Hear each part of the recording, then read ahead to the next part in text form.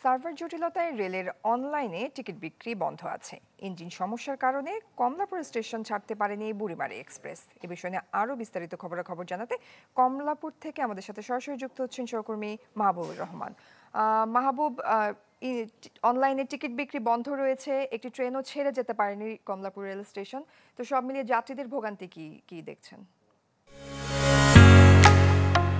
ঢালাইয়ের সেরা premier cement. Kamalapur rail স্টেশনে থাকা যাত্রীদের সাথে কথা বলেছি।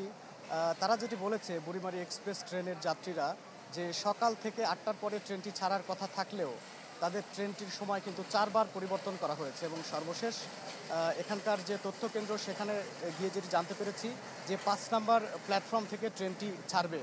বুড়িমারি এক্সপ্রেস ট্রেনের এই যে 4বার যে সময় বদল করা, এর জন্য যাত্রীরা চরম ভোগান্তিতে পড়েছে। এছাড়া আরও একটি ভোগান্তির বিষয় সেটি হচ্ছে যে অনলাইনে টিকিট বিক্রি বন্ধ রয়েছে এবং এখানকার কমলাপুর রেল স্টেশনের যিনি স্টেশন ম্যানেজার শাহাদাত হোসেন, তার সাথে কথা বলেছি। তিনি যেটি বলেছেন যে সার্ভার আপগ্রেডেশনের কারণে এই হচ্ছে অনলাইনে টিকিট বিক্রি যেটি বন্ধ রাখা হয়েছে। এবং আমি বলেছিলাম যে সম্ভাব্য সময় কখন, যখন বিক্রিটা শুরু হবে। তিনি বলেছেন কথাবার্তা চলছে, সম্ভাব্য সময় এখনও জানানো যাবে না।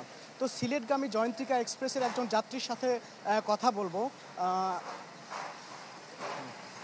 আপনার মানে ট্রেনটা কয়টায় ছাড়ার কথা ছিল, এখন কত বাজে?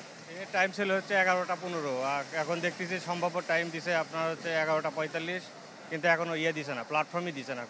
আল্লাহ জানে যে কখন ছাড়বে। আমরা তো আসছি সেই অনেক দূর থেকে, এখন কখন বুঝতে পারবো সেটা বুঝতে পারতেছি না। শুনছিলাম সিলেটগামী জয়ন্তিকা এক্সপ্রেসের একটি ট্রেনের যাত্রীর যিনি টিকিট কেটেছিলেন তার কথা। তিনি